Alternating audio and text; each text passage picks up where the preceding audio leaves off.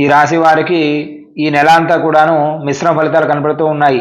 మంచి చెడులు రెండూ కూడాను సమానంగా కనబడుతూ ఉన్నాయి. కాకపోతే మీరు చేసే చిన్న తప్పు కూడాను పెద్దగా కనబడుతూ ఉంది ఈ మాసం వీరికి. కాబట్టి కాస్త జాగ్రత్త వహించండి. వ్యాపారస్తులకైతే మాత్రం ఖచ్చితంగా జాగ్రత్త వహించాలి. లాభ నష్టాల కంటే నష్టం ఎక్కువగా మీకు కనబడుతూ ఉన్నది.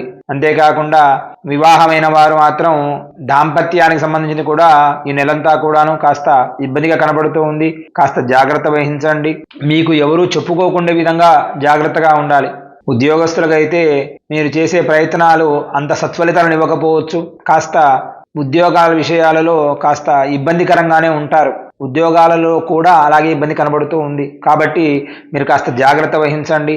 ఎవరిని ఏ మాట అనకుండా, మీరు ఎవరిని ఏమి అనిపించుకోకుండా కాస్త ఈ నెలాంతం కూడాను గడిపేస్తే మీకు ఉత్తమం. విద్యార్థులకే కానీ ఈ రాశి వారికి కానీ విద్యార్థులకైతే 6వ ఇంట్లో శని ఉండడం వలన కాస్త జాగ్రత్త వహించాలి. విద్యకు సంబంధించిన ఎలాంటి ఇబ్బంది లేదు. కాకపోతే వీరికి కుజుడు వక్రంగా ఉన్నాడు. కాబట్టి చదవాలి అనిపిస్తూ ఉన్నా కానీ మధ్యలో కాస్త ఏం కాదులే, వచ్చేస్తుందిలే, పాస్ అయిపోతాంలే, దానికి ఇబ్బంది ఏమి లేదులే అనే అవకాశం కూడా ఎక్కువగా కనబడుతుంది. కాబట్టి అలా విద్యను మీరు నిరుత్సాహపడే విధంగా ఉండకండి. ఎంతసేపటికి మీరు చదవాలి, కష్టపడితే తప్ప సత్ఫలితాలను పొందలేరు. కాబట్టి మీరు చదవండి. విద్యకు సంబంధించిన ఉన్నత శ్రేణి అయ్యే అవకాశం కూడా ఎక్కువగా కనబడుతుంది. మీరు డిస్టర్బెన్స్ కాకండి. అది విద్యార్థులు ఖచ్చితంగా గమనించాలి. కాబట్టి ఈ రాశి వారికి ధనపరమైన కష్టాలు చాలా ఇబ్బందిగానే ఉన్నాయి. కాబట్టి కాస్త జాగ్రత్త వహించండి ఈ రాశివారు.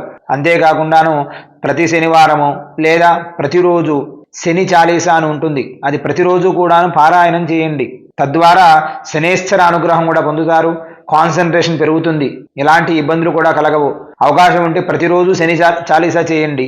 అంతేకాకుండా ప్రతిరోజు కూడాను శనేశ్వర ఆలయానికి వెళ్ళండి. ఓం శం శనేశ్వరాయ నమః అని స్వామివారికి ప్రదక్షిణ చేయండి 19 మార్లు.